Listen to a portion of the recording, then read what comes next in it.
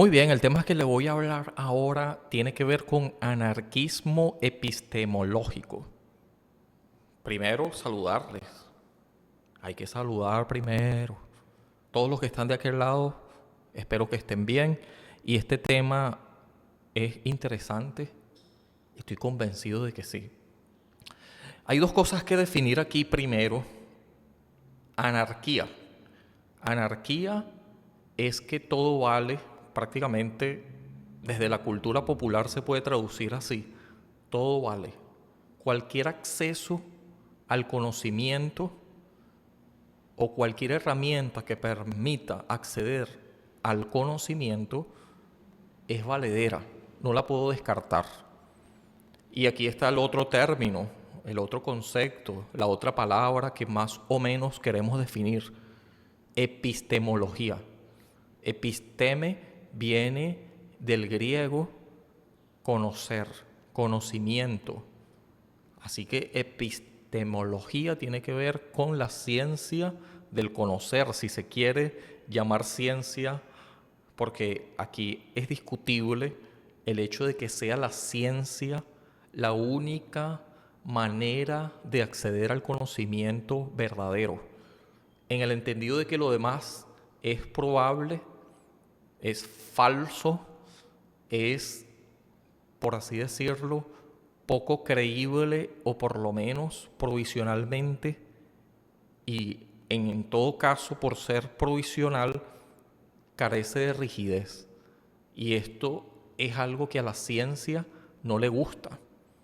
La ciencia, sobre todo la actitud cientificista, es aquella de que pregona desde un pensamiento lógico positivista que la ciencia debe tener un rigor de modo que pasa por la exactitud. Y esto es controvertido, ya de por sí tiene una daga metida que intenta decir que es el único camino para conocer. Entonces, está debatiéndose con lo dogmático, un dogma. Se supone que la ciencia nacida desde sus primeros inicios, vamos a decirlo así, las primeras formas de ciencia que pudiéramos decir modernas, si se quiere, vienen de Galileo Galilei, y también pudiéramos decir a Sir Isaac Newton, ¿por qué no hablar de Leibniz, entrado el periodo de la antigüedad, pasado por la modernidad, en esa transición? Pero cuando hablamos de la ciencia como único camino del conocimiento, que era más o menos lo que pregonaba la escolástica y toda esta cuestión alrededor de el pensamiento aristotélico cristiano, yo diría cristianismo, que tenía el monopolio de la verdad, o se lo quería atribuir, y lo hizo por mucho tiempo, por siglos, y esto era muy dogmático. Llámese a que eran los únicos veedores del conocimiento verdadero, al menos en Occidente, porque no debemos olvidar de que el mundo, ¿sí? Por ejemplo, cuando hablamos de la comunidad internacional, la comunidad científica, no podemos decir que se limita o se circunscribe a Occidente. Es- Eso es caer en eurocentrismo. Pero lo cierto es que nosotros estamos muy empapados de eso. Es decir, estamos muy impregnados de la era, si se quiere llamar, del pensamiento occidental. Y nos remontamos allí a los griegos. Pudiéramos nombrar a Aristóteles como una vanguardia, y así lo creían fervientemente quienes interpretaban las cuestiones incluso de las creencias cuando se mezcló con el cristianismo, haciéndose una especie de simbiosis adulterada la cultura, el pensamiento y sí, el conocimiento o la filosofía, si se quiere llamar, de los griegos, especialmente de Aristóteles. Y la ciencia se concebía no muy lejana a la filosofía. Así que la ciencia en algún momento estuvo muy ligada a cuestiones dogmáticas, si se quiere, creencias. Y uno pudiera decir aquí, bueno, ¿y cuál es la diferencia entre una creencia y un conocimiento? ¿Acaso el conocimiento no es algo en lo que creo? ¿O es verdad que yo puedo conocer algo sin creer en él? O lo contrario también, ¿no? ¿Acaso yo puedo creer en algo que no conozco? Son preguntas que vale la pena hacerse de manera, digamos, no tanto reflexiva en cuanto a estar allí sosegado en búsquedas de respuestas y que ahora vayamos a decir que todo vale, una anarquía total en cuanto a que cualquier conocimiento, no importa que sea contrapuesto, no importa que sea evidentemente una falacia, y digo evidentemente porque no hay pruebas que remitan argumentos suficientemente sólidos como para uno terminar creyendo ni siquiera desde la racionalidad, o todavía mucho más frágil, o yo diría que igualmente frágil, igual de frágil, desde lo que es el sentidos, lo que llega a través de los sentidos, información sensorial que se atribuye a lo que diríamos que es la empiria, el empirismo, es decir, la forma que finalmente conocemos como aquella que se deriva de lo que podemos observar, ver, palpar, si se quiere, que es la única forma de acceder al conocimiento, tal como se nos presenta o tal como nosotros lo interpretamos. Por eso es que aquí el autor interesante, que yo creo es bandera de la temática en cuestión, que tiene que ver con la anarquía epistemológica, es que cualquier conocimiento, acceso a él, o cualquier herramienta que nos permita acceder al conocimiento, puede ser considerada válida en el entendido de que no hay que descartarla. El autor es Paul Feyerabend, creo que así se pronuncia. Aquí tengo unas notas al respecto y quiero verlas porque quiero que ustedes anoten esto bien en el caso de que quieran indagar. Es bueno indagar, es decir, no quedarse con lo que uno escucha, ni siquiera con estos temas que yo aquí, que también son producto de lecturas y de pensamientos evidentemente previos, aunque no tan estructurados, pero la estructura mental es evidente que está de alguna manera sesgada o al menos nutrida, al menos implicada o influenciada por lo que yo leo o por lo que yo razono, que no necesariamente tendría que considerarse la verdad última, ni mucho menos, no es mi pretensión. Por eso es que hay que seguir indagando en cuanto a un autor que uno vea, escuche y vaya que hay oportunidades de hacerlo en el internet.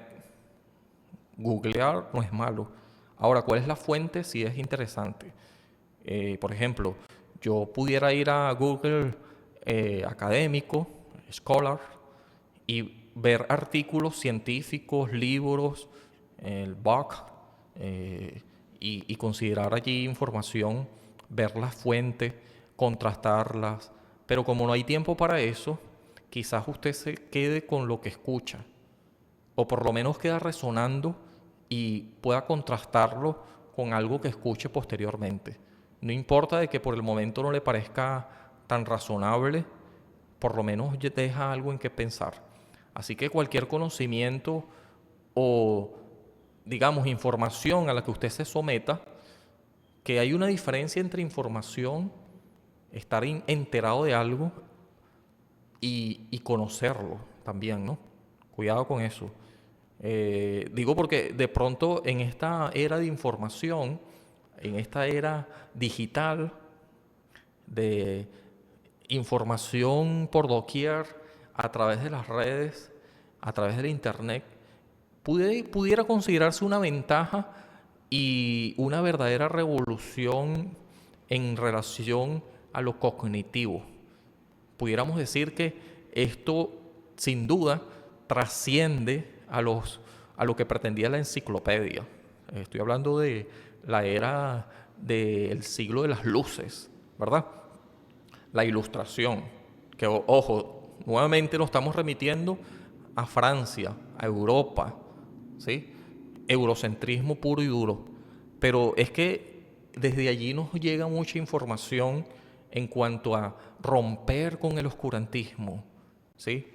A la era de la razón, la era de la información, de difundir, de a través de la razón producir conocimiento, producir cosas, producir ideas, producir artículos tangibles que faciliten la vida, de valernos de nuestra propia racionalidad y no de lo místico, de lo dogmático, porque eso más bien es una especie de barrera para acceder a un potencial que es humano, como diría Nietzsche, humano en el sentido superlativo, es decir, demasiado humano, ¿sí?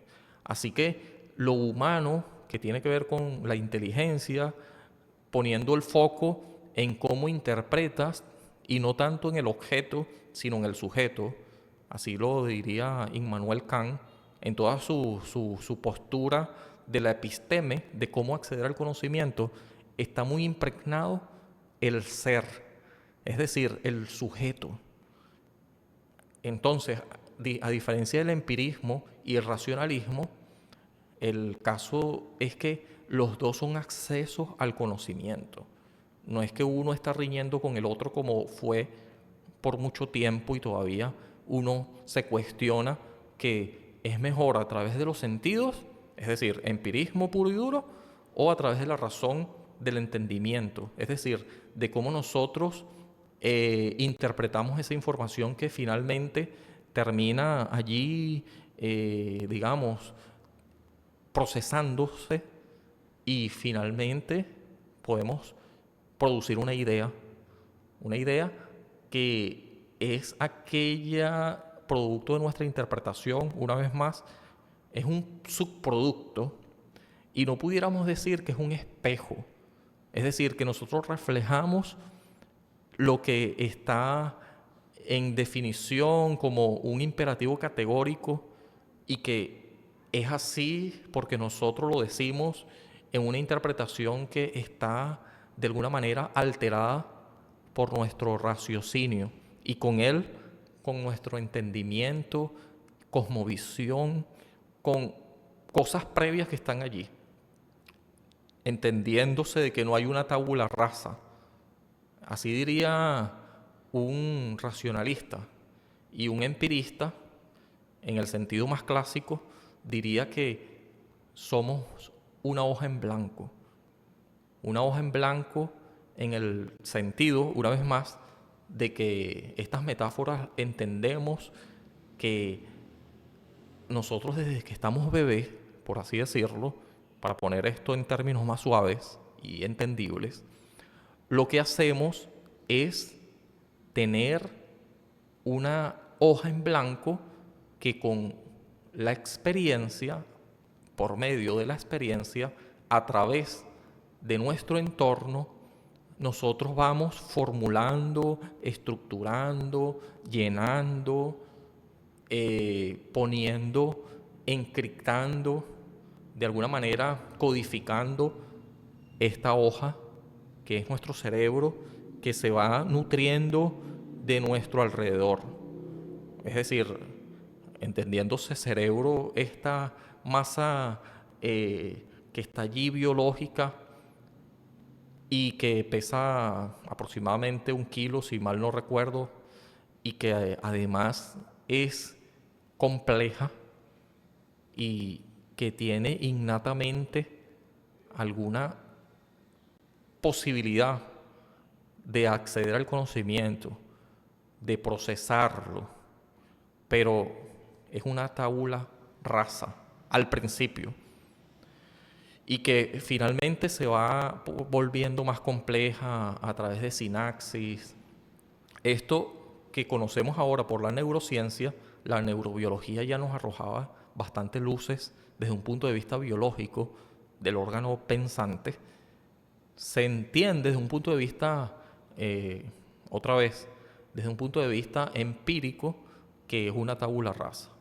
Pero desde el punto de vista racional, el racionalismo lo entiende que no, más bien es algo que se va haciendo cada vez más fuerte, es verdad, pero que ya tiene una especie de previa condición para acceder al conocimiento.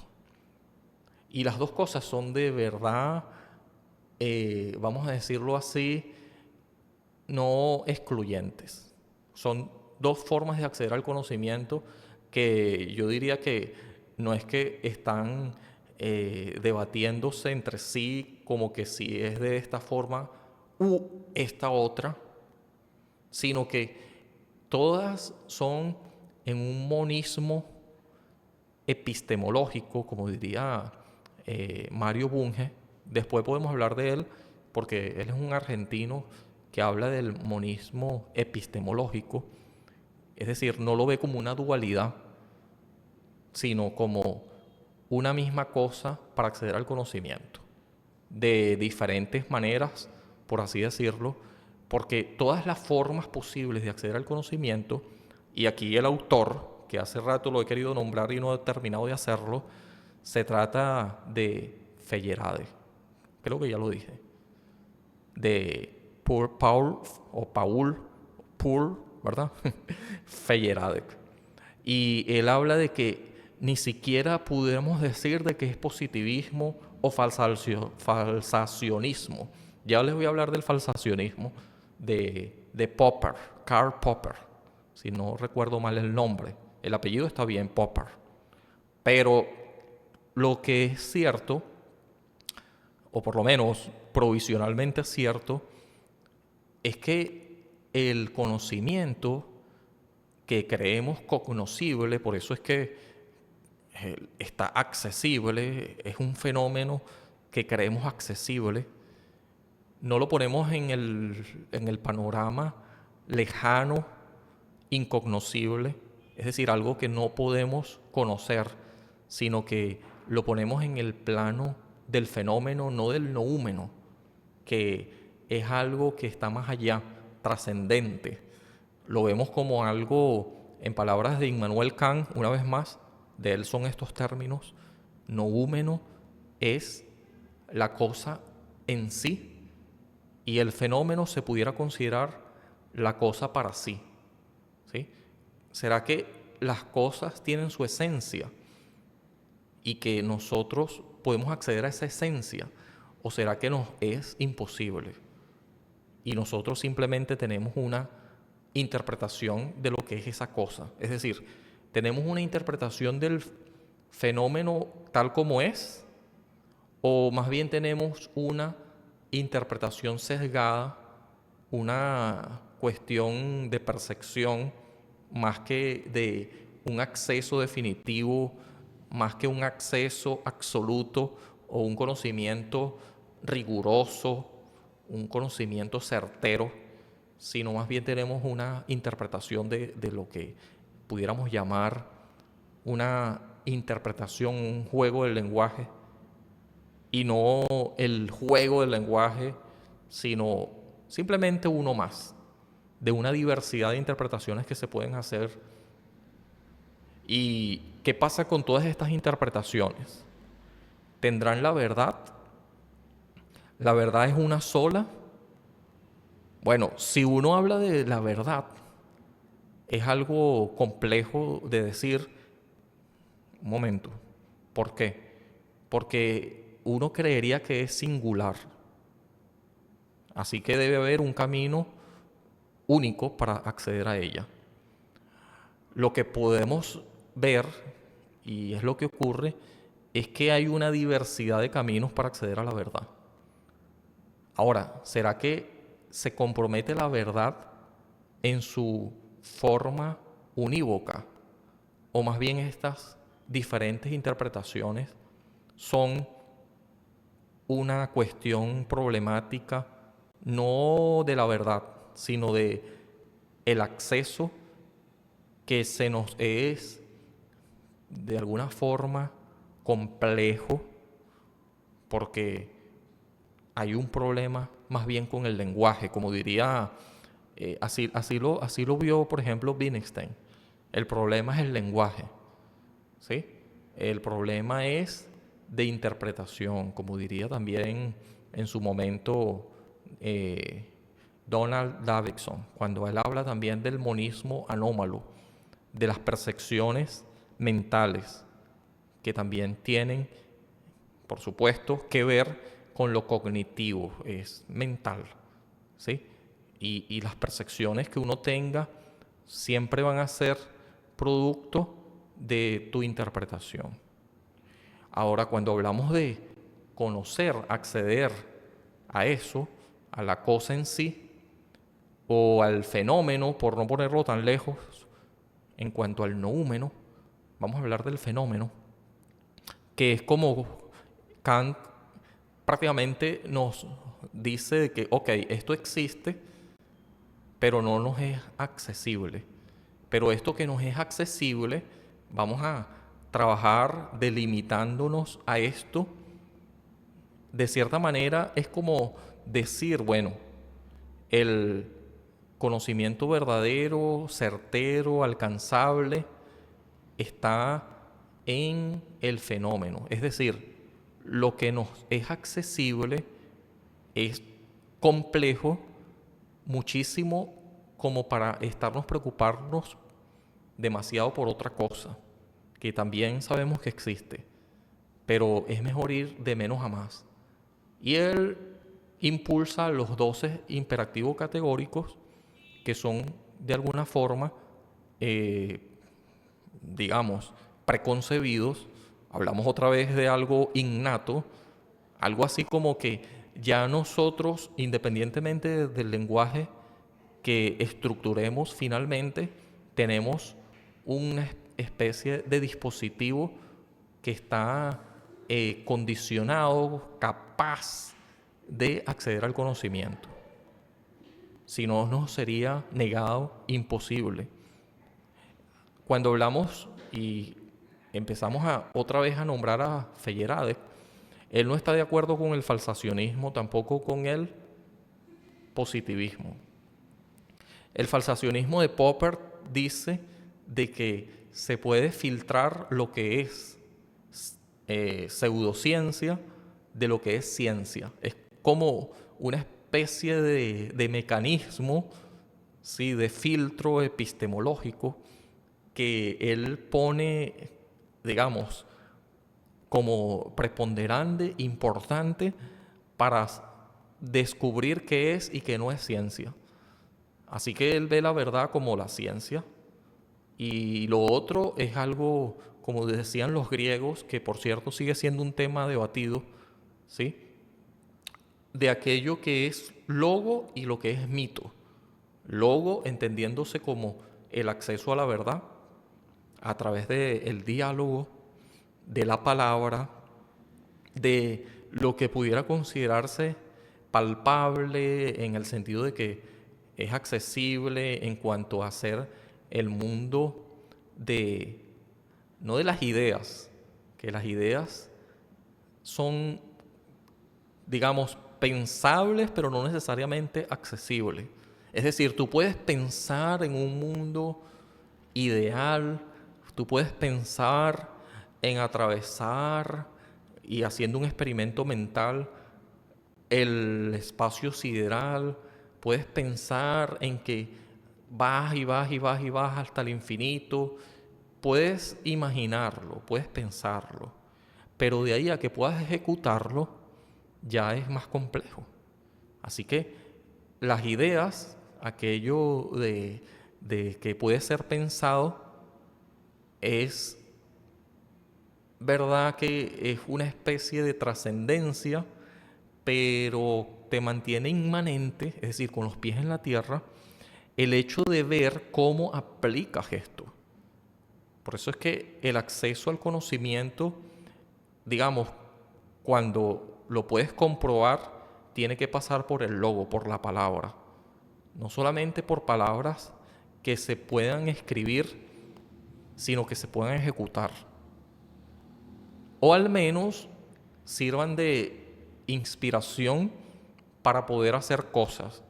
Por eso es que también no hay que dejarla de lado. Nosotros pensamos, imaginamos, los que son científicos experimentales van y lo ejecutan. Y los que son científicos teóricos, estoy circunscribiendo esto a la ciencia, son capaces de hacer toda el trabajo ideológico, si se quiere, el trabajo de hacer fórmulas, en el caso de la matemática, la física, que es la aplicación de la matemática, en el sentido de que cómo yo puedo solucionar algo de la vida diaria usando estos teoremas, usando estas fórmulas. Así que todo está de alguna manera siendo traído a la cuestión de utilidad, a la cuestión pragmática. De ahí la importancia de que la actitud esta de ingeniero, ingenieril, esta de que, ok, tú sabes mucho de matemática, estás muy aferrado a que todo tiene que ser exacto, pero yo mejor me baso en lo probable, que aunque no es exacto, digamos, al 100%, yo puedo tener un acercamiento suficiente como para que me sirva. Es decir, no estoy empeñado obsesivamente en que sea exacto, sino en que sea útil. Por ejemplo, un viaje a la luna, ¿verdad? Yo hago los cálculos matemáticos y es verdad de que son siempre aproximaciones, pero son aproximaciones que no son insalvables. Es decir, que pueden hacer que yo aterrice en la luna. No importa que sea, una vez hechos los cálculos, 1 metro más allá o 3 metros más acá, o 2 centímetros. Al menos el hecho de que estos cálculos me hayan llevado hasta la luna quiere decir de que tuvieron una utilidad y en todo caso, por tener un resultado eficiente, fue un éxito. Quizás no estoy entendiendo que fue exacto al 100% porque todo está pasado por el filtro de la razón y cognición humana, que es un ser imperfecto, de modo que los cálculos no van a salir perfectos. Aferrarse a esta idea de perfección siempre es algo que pudiéramos denominar más bien, para ser más comedidos o pisar tierra, manteniéndonos inmanentes, es más bien algo que es perfectible. Algo perfectible es algo siempre que tiende a, es decir, que permanentemente se está acercando. Pero cuando yo fijo una posición y digo, ya llegué, yo estoy haciendo que esto sea dogmático, sedentario, que nadie más tenga que refutarlo, un status quo. Así que cualquiera que riña conmigo bajo estos parámetros, es decir, un paradigma, como decía Kuhn, Thomas Kuhn hablaba del paradigma de las revoluciones científicas. En todo caso, lo que dice Feyerabend es que todos estos intentaron fijar una posición, bien sea Lakatos también. Lakatos lo envolvió en los programas de investigación, es decir, que no vio una especie de inconmensurabilidad, como diría Kuhn, sino él vio más bien en que cada uno de estos programas o de diferentes paradigmas, mejor dicho, pudieran ser arropados o estar bajo el paraguas de un programa, ¿sí? Así que al mismo tiempo que van progresando, aunque también puede tener retroceso, ¿sí?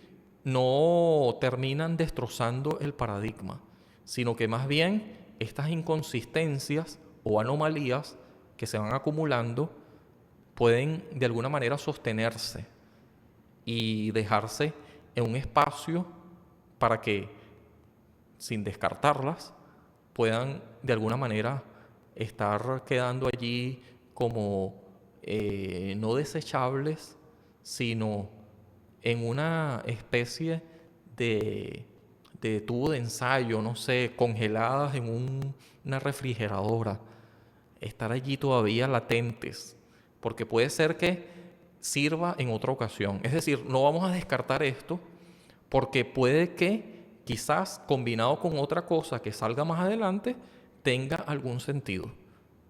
No se descarta nada en cuanto a que es una cuestión no monolítica.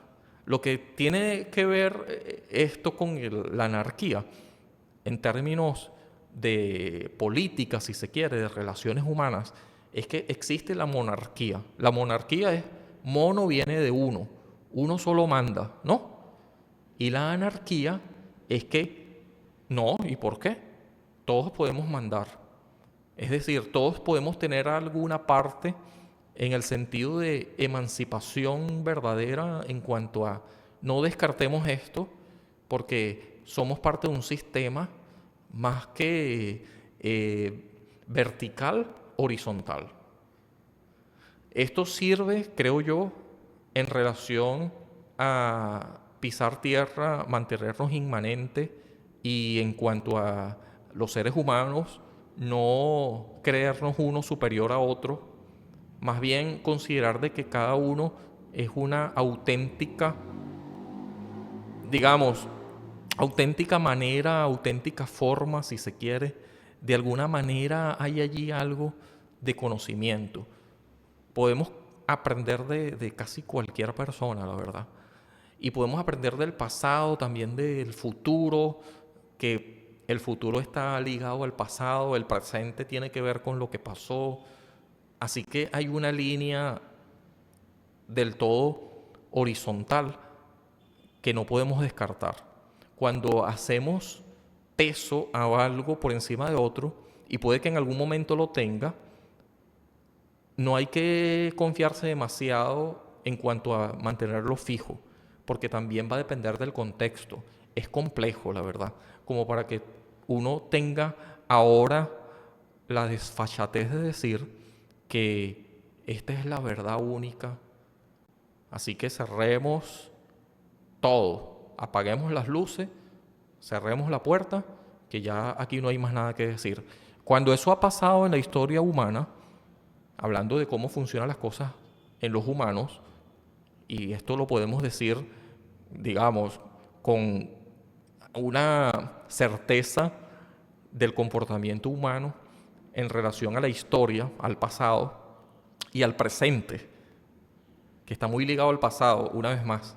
Nosotros podemos ver que cuando ocurre una especie de monopolio de la verdad, está asociado intrínsecamente y sigue ocurriendo, no nos tapemos los ojos, a una voluntad de poder, como decía Nietzsche, una voluntad de poder que tiene cierta intencionalidad.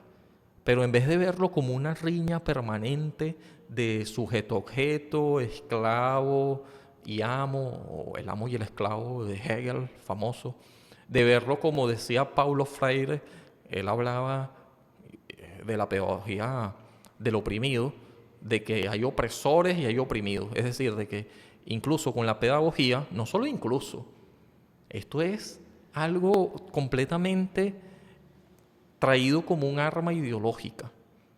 La palabra, la letra, el lenguaje, la lengua, es exactamente un ejercicio de la voluntad de poder.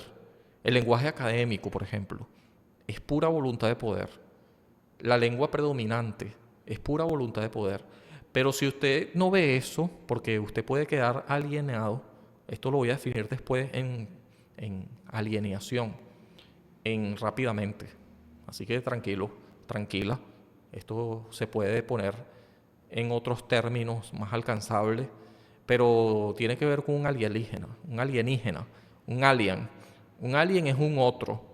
El conocimiento del otro, lo que otro trae en su juego de lenguaje, en su léxico último, ¿sí? En este aparataje de lo que él ha estructurado en un paradigma, como un conocimiento, como una episteme, con un dispositivo epistemológico muy propio, muy original quizás, pero también muy diferente y también muy auténtico, y por auténtico, por supuesto que va a caer en contradicción con otras formas de ver al mismo objeto, es decir, otras interpretaciones. Puede que haya una lucha en cuanto a cuál interpretación debe ponerse al alcance global, cuál va a influir más. Y siempre hay una ideología mayormente que se destaca, no por inteligente, que este es el problema, sino que se impone con poder, muchas veces con violencia. Se impone. Y todavía más peligroso es cuando se impone no con la represión, sino con la persuasión. La persuasión hace que ni siquiera te des cuenta de que existe una manipulación, una voluntad de poder, una cuestión más allá que está tratando de hacer un ejercicio de imposición de lo que son sus propias dinámicas. Y uno dice, bueno, ¿será que esto es una teoría conspirativa? ¿O será que esto es mejor negarlo? Esto no está existiendo. Lo que pudiéramos decir, para no enfermarnos con este tema, ni creer que están persiguiéndonos cuando esto no está ocurriendo, es siendo conscientes, sabemos de que hay una especie de, digamos, ideas preconcebidas que nos anteceden y que nosotros sencillamente terminamos prestándole atención. Hay un mundo estructurado, un hegemón, una hegemonía. Esto existe. Ahora, nosotros seguimos teniendo el libre albedrío. Y una de las cosas que hace el libre albedrío es que nos ayuda a emanciparnos. Es decir, de que no tienes por qué estar sometido a esto, sencillamente lo entiendes, asumes de que es un sistema, este es el status quo, pero que hay muchas otras maneras de ver las cosas, que si bien tú tratas de ir en contra de lo establecido, probablemente quedarás fuera del sistema. Y como no quieres estar fuera del sistema, lo más que puedes hacer es adaptarte al sistema. Pero entiendes, al menos conscientemente, y eso es lo que deberíamos hacer, cómo funciona el sistema y cuáles son las estructuras de poder, la voluntad de poder, las relaciones de poder que están envueltas, los juegos del lenguaje, cuáles son las reglas. Y cuando hablamos de reglas, hablamos de gramática, de leyes, de cómo se ordenan sintácticamente, de cómo son las semánticas, pero sobre todo cómo es la pragmática, entendiéndose de cuál es la utilidad. Yo puedo estar muy empeñado en ciertas ideas, pero si eso no lo llevo a la práctica, es decir, si yo no navego conforme a las reglas, en el entendido de primero asumir cuáles son esas reglas, sí, pasando por entenderlas, o por lo menos hacer un acercamiento a ellas, y allí yo converjo en lo que es el contrato social. Es decir, yo podré tener y seguiré teniendo, porque soy un ser único y cada quien, por supuesto, es auténtico, mis propias formas de pensar también están, por supuesto, muy influenciadas por el gran A, que es mi madre, que es mis antecedentes, que es mi entorno, ¿sí? De modo que yo soy un onto, un ente, pero también haciendo alusión a lo que decía Uriel Bronfenbrenner, hay una ecología del desarrollo humano y esto es como un círculo concéntrico. Si yo creo que estoy en el centro como un onto, lo cierto es que también hay un, un exosistema, ¿sí? Hay un cronosistema. Es decir, poniendo esto en esta... sí, es una especie de forma de concebirlo, en el caso de Bronfenbrenner, que más adelante podemos hablar de él. Yo estoy influenciado por una serie de cosas, de instituciones, y por instituciones estoy hablando de reglas fijadas que ya no solamente me anteceden, sino que me superan. Yo tengo que adaptarme a esto y por supuesto, de una forma consciente, sería lo ideal para poder yo también agregarle a eso, porque es un camino de ida y vuelta el hecho de entender el sujeto a la otredad. Y por eso es que cualquier acceso al conocimiento, epistemológicamente hablando, en cuanto a conocimiento, yo no puedo descartarlo, ¿sí? Yo no puedo perder en herramientas que de alguna manera me permitirían tener acceso. Si yo extingo en el sentido de que hay un genocidio, genocidio es de personas, ¿no? Pero vamos a suponer que ya es grave, muchísimo grave, muchísimo grave, el genocidio. Es decir, de anular al otro, anular cualquier idea contraria. Y si yo tomo esto como, no sé, vamos a quemar la Amazonía y ahí se pierden todas esas plantas y se extingue una, probablemente esta que se extinguió, mire lo digamos, contraproducente que es decir, si yo daño algo, al final me voy a dañar a mí mismo, porque yo formo parte de este sistema. Inevitablemente, como quieran decirlo, o no puedo escaparme del sistema. No puedo ser un alejarme tan demasiado porque terminaría extinguiéndome, terminaría perdiéndome. Yo formo parte del sistema, estoy vinculado al sistema. Estoy hablando del sistema biológico, pero también el sistema social. Es lo mismo. En todo caso, hay una especie de entendimiento, y no importa si lo entiendas o no, pero igual así es que funciona, de correlación. ¿Sí? Hay un término biológico que yo lo he usado, hay una simbiosis, ese es el término. ¿Por qué digo esto? Porque si usted derrota a alguien, un imperio, eso va a desencadenar otras cosas. Ese vacío se va a llenar y quizás de una forma peor que la anterior, de una forma inesperada. Siempre van a salir aventajados de una reacción. Una acción va a generar una reacción y esta a su vez otra. Y en esta lucha constante que Hegel dice que así es la historia, Marx también dice de que la historia es una lucha constante de supremacía, una lucha de clase. Un sujeto-objeto allí todo el tiempo, en un debate, en una lucha a muerte. Y si nosotros seguimos viendo las cosas así, entendemos por qué si eliminas esta planta en la Amazonía y ya no existe, ¿sí? Probablemente estarías eliminando la cura del cáncer. Imagínense lo complicado que es, ¿no? Que si tú destrozas algo, terminarás en algún momento, digamos, no como un karma, sino una especie de causa-efecto, ¿sí? No un karma, no estoy hablando de eso. Estoy hablando de causa-efecto. Si tú haces algo que está mal, y no importa quién lo haga, afectarás a la humanidad entera. Y uno dice, no, pero estos son mis derechos individuales.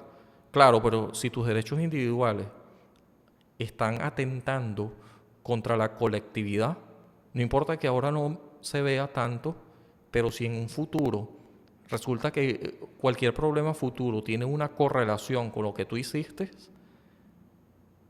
y se comprueba, claro que nadie te lo va a agradecer porque dañaste algo. Sí, el sistema es complejo, pero si tú dañas una parte, un vehículo, que es un sistema complejo, pero no tanto. No tanto porque sí, hay involucradas muchas piezas. Si tú dañas una de estas piezas, esto por supuesto que va a hacer que el carro no funcione, el vehículo, el auto. Y en un momento dado va a afectar todos los componentes del sistema. Así que si esto es verdad como para afectar, también es cierto para, digamos, la parte positiva que es la de agregar valor.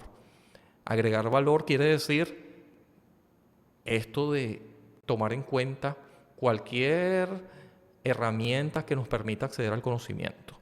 Una anarquía epistemológica, como decía Feyerabend, es necesaria.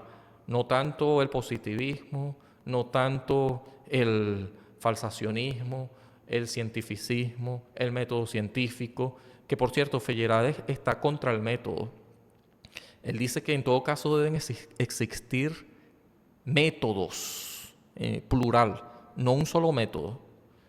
Hay un libro que yo uso mucho para investigación, que es de Miguel Martín Miguel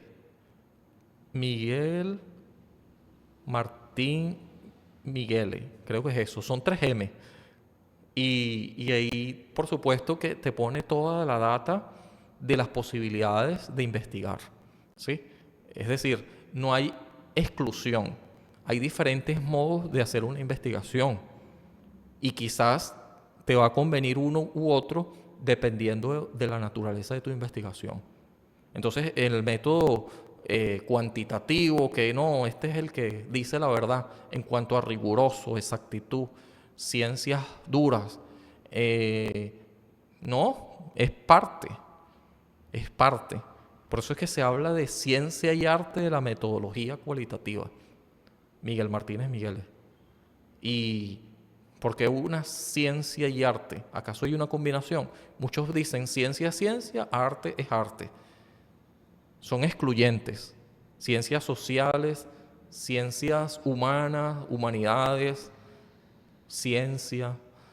Y hay siempre esta dicotomía, esta divergencia casi que irreconciliable. Pero no es así. Cualquier acceso al conocimiento es válido en cuanto a que termina ayudándote en tus limitaciones. Es decir, si yo voy a pelear con un monstruo y yo me llevo esta arma, entonces alguien me ofrece un escudo, yo también me lo llevo. Y si me ofrecen, para ir más equipado, unos zapatos resistentes, yo me los voy a llevar también. Y si me ofrecen un arma que escupe fuego, también me la voy a llevar.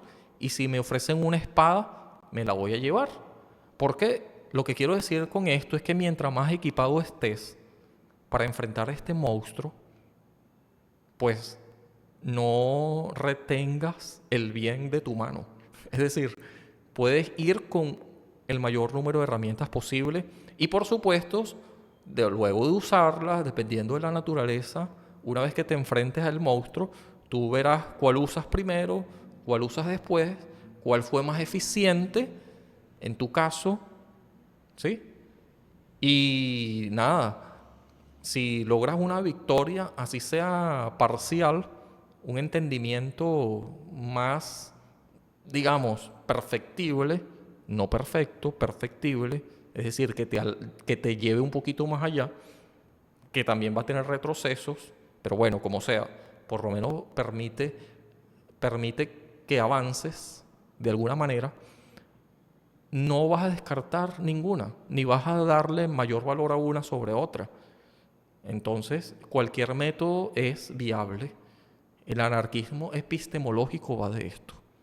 Así que no estoy diciendo de que la verdad no sea única, ni tampoco estoy diciendo que sea inaccesible. Yo no creo en eso, yo creo que hay una verdad. Lo que estoy diciendo es que estamos hablando de la realidad. Ni siquiera estamos hablando de lo real.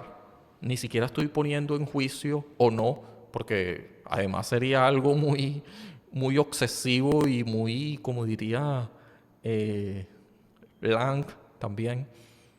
Y es algo muy... ¿Cómo te vas a arrogar tú esa condición de saber qué es verdad y qué es mentira? Es decir, ya en el mismo momento de que la mentira se descubra, deja de serlo. Y la verdad está allí, lo real está allí. Lo que pasa es que nosotros tenemos muchas interpretaciones de ella que terminan confundiendo, que terminan de alguna forma, si te eres muy emocionalmente arraigado en esa supuesta interpretación, en esa supuesta realidad, y con ello vas a desdeñar la de otro que tiene su propia realidad y vas a poner en ello un debate infinito, una frontal pelea donde uno excluye al otro. Por supuesto que esto va a generar problemas, pero si entiendes, y esto no es que estoy diciendo, porque esto lo podemos interpretar de que, ay, pero entonces no hay rigidez, todo es líquido, todo es blando. Hay dos personajes que hablan de eso, ¿no? En algún momento hablaremos de él, que tiene que ver con la posmodernidad, con la era de que todo vale. Eso es un tema, y eso se ha interpretado de esa forma.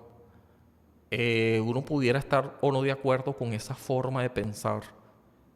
Existe, es una cosmovisión y no está de alguna manera cayendo en una actitud negligente, una actitud que pudiera desatarse o desencadenar en más problemas. Es un asunto del que vale la pena hablar más adelante, ¿no? Baltimore, creo que el otro se llama, bueno, no me acuerdo ahorita el nombre, ¿no? Pero Baltimore sí estoy seguro. Él habla de esta cuestión blanda, y creo que es Bauman o algo así, habla de la liquidez.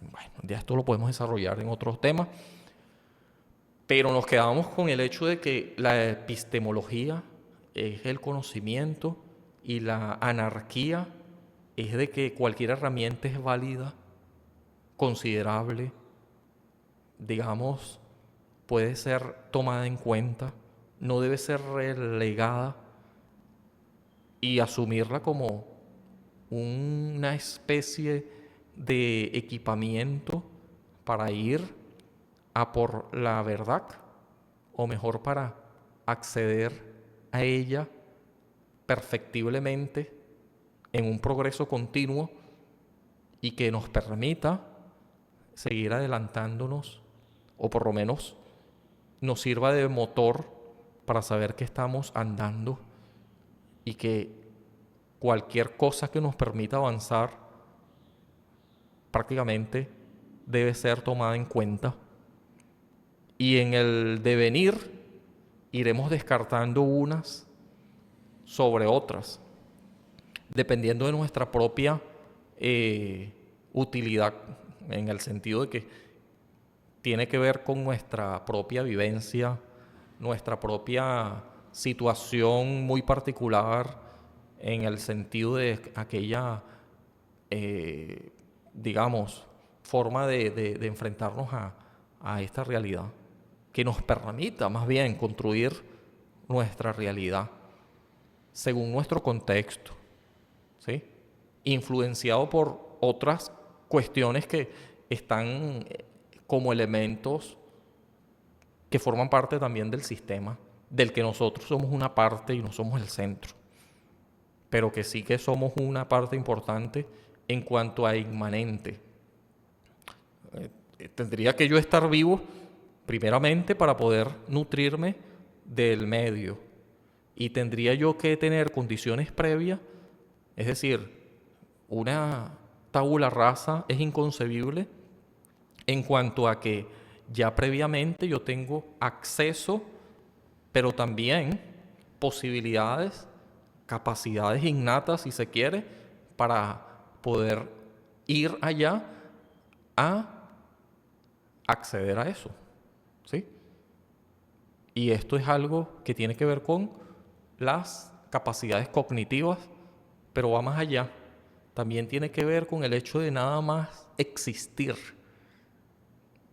Pienso, luego existo. ¿O será que primero existo y luego pienso? Bueno, esto es un tema muy debatido.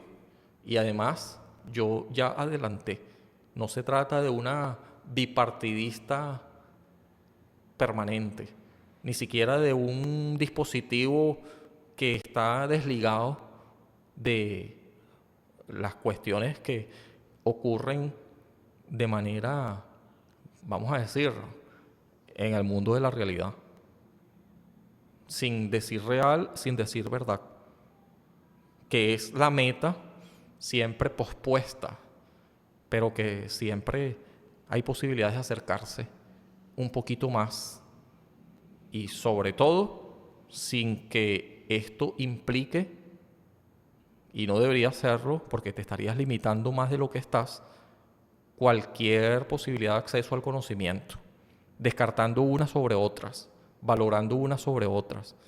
Eso del logo y del mito debe quedar también allí latente como para indagar más en ello. Ya decía Enrique Dussel, hablaba del logo y del mitos, y de que la filosofía occidental lo que ha dicho, en pocas palabras, es que, y de ahí viene la ciencia, ¿no? Es que lo mítico es algo que no se puede tomar tan en serio en cuanto a conocimiento. En cambio, el logo sí. Entonces, estaríamos descartando civilizaciones enteras. Bueno, uno podrá tener sus razones de hacer eso o no, pero la cultura occidental no toma en cuenta lo mesoamericano, no toma en cuenta el imperio inca, el imperio azteca, no toma en cuenta lo oriental. Es decir, que estas son otras cosmovisiones, bueno, la India, ¿sí? Son formas de pensar, son civilizaciones completamente distintas que lo que hicieron los occidentales es que cuando llegaron allí colonizaron relegando cualquier capacidad de esta gente, botándolo prácticamente en cuanto a conocimiento válido y imponiéndolo de ellos, porque esto es lo que es conocimiento en serio, empezando por la religión. Hablo de traer las ideas religiosas, no convenciendo, sino imponiendo. Quiero decir, eh, convertían a las personas y si no te conviertes, te vamos a matar. Tú decides, ¿te vas a convertir o no? Eso es, eso es completamente una represión, eso es voluntad de poder pura y dura, establecer el status quo. Eso es genocidio. Me van a disculpar, pero eso no es tomar en cuenta a la otredad. Y de eso habla Enrique Dussel. Así que tomar en cuenta la otredad implica una anarquía epistemológica o más bien es un dispositivo epistemológico para acceder al conocimiento, más bien diría un dispositivo hermenéutico que te permite interpretar lo que tienes enfrente. Y además, que este es el problema no es que lo interpretes, el problema no es que tengas tus propias convicciones y tus propios argumentos, el problema no es que intentes convencer al otro, ¿sí? El problema no es que tengas o no un léxico último o un juego del lenguaje, como decía Wittgenstein. Ese no es el problema. El problema es que te creas con la suficiente autonomía que te permita vislumbrarte como una autoridad única del conocimiento, que te lo atribuyas, que te lo arrogues y que con toda esa ímpetu o parafernalia, no sé cómo se dice esa palabra. Bueno, con todo este ibris, así se llama, que esto después lo vamos a definir también.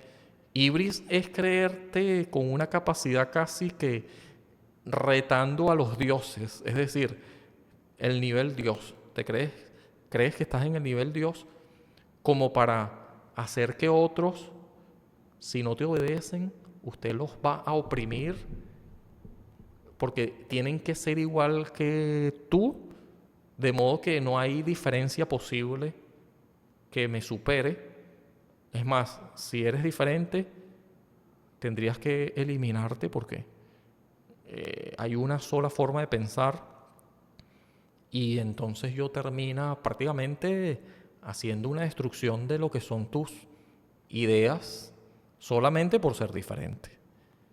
No respetas la diferencia, es no respetar el libre albedrío, es no respetar justamente lo que tú conquistaste y que otros también tienen derecho a conquistar.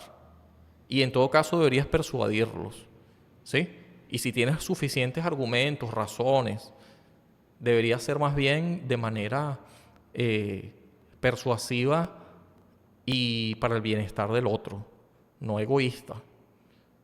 No debería ser así, no. Yo estoy diciendo que la humanidad se comporte de otra manera, porque la historia nos ha revelado una lucha a muerte y una especie de eterna sucesión de, bueno, imperios que han luchado por mantenerse. Es una supervivencia, ¿sí? Y si tú no asumes tal cosa, te quedas en... te quedas. O sea, o te asumes como parte de esto o sencillamente terminas, no sé, muriendo porque no encajas en el sistema. Pero el sistema, el status quo, en cuanto a lengua, en cuanto al sistema, por ser artificial, es decir, esto no es algo natural, así lo vendan así, terminará como ha sido a lo largo de la historia humana, caer en sus propias contradicciones. Cae de maduro, es decir, en sus propias contradicciones. Y entonces, si alguien está allí, pero es un objetor de conciencia, es decir, yo no estoy de acuerdo con esto, no quiero ser alienado con esto, yo tengo mi propia conciencia, autoconciencia, que yo tengo el deseo de que se me reconozca, pero si no es el caso, lo cierto es que yo voy a estar en una contradicción no tanto frontal, sino ética, conmigo mismo, que terminaría convirtiéndome en un mártir. Es decir, si yo me empeño, y ellos lo verán como testarudo, pero si yo me empeño en no doblegar, no claudicar, como por ejemplo le pasó a muchos en la era de la Inquisición, lo más probable es que esta gente termine eliminándome si yo no claudico, o sea, si yo no cedo al el status quo. Pero bueno, esto es algo complejo. Pero si tú tienes convicciones y estas son, vamos a decirlo, no testarudas, sino que son algo digno por lo cual seguir insistiendo, sin que esto implique de que en algún momento puedas hacer un cambio, pero por persuasión, ¿sí? Es decir, que te terminas convenciendo por la razón, no por emoción, porque también ahí caen muchos. Porque, ay, qué bonito, deberíamos ir por esta persona. Ay, qué bien se escuchó, deberíamos inclinarnos por esta forma de pensar. Sin argumentos, ¿sí? Si tú vas a luchar por algo o si vas a apoyar algo, tendrías que tener suficientes argumentos. Y puede que no, y tú te decantes por el camino más fácil, pero al menos deberías tener una autoconciencia de que tú te fuiste por allí porque tú quisiste hacerlo así. y no debería sorprenderte cualquier resultado futuro, porque es fruto de tu autonomía y de tu decisión.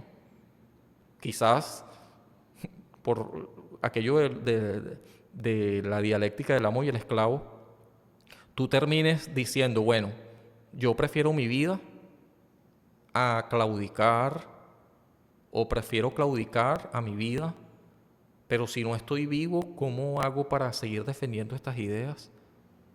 Tendrías que tú creer en algo supremo y que por eso supremo, válido, certero, valedero, en tu caso, como para llegar a esos extremos y tener la esperanza de que tu vida definitivamente no sea lo que esté en juego, definitivamente no sea lo más importante, ¿sí?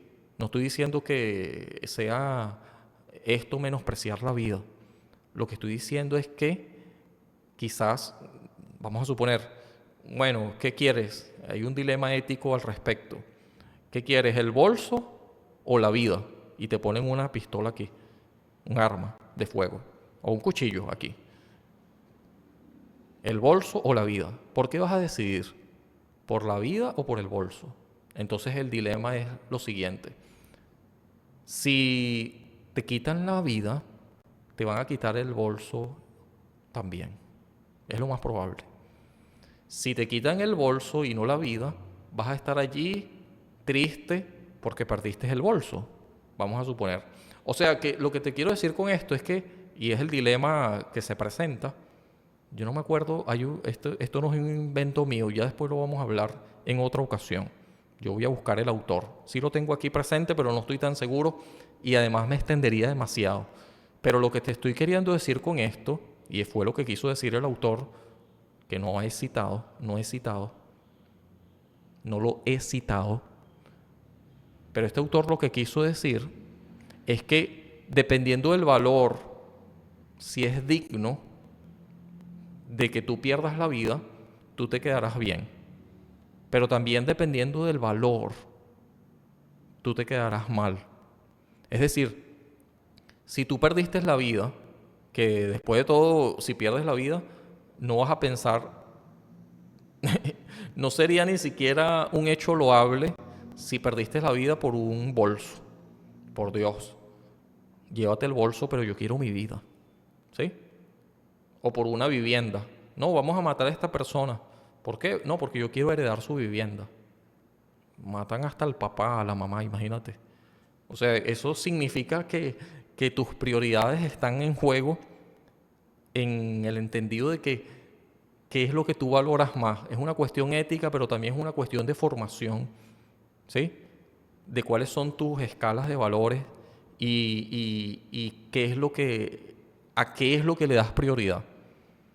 Pero en cuanto al conocimiento, la episteme, aquí golpeé el micrófono, espero que esto no salga en el audio, pero en la episteme, el acceso al conocimiento debe ser comprometido con mucha capacidad de contenido, herramientas que te permitan acceder a él.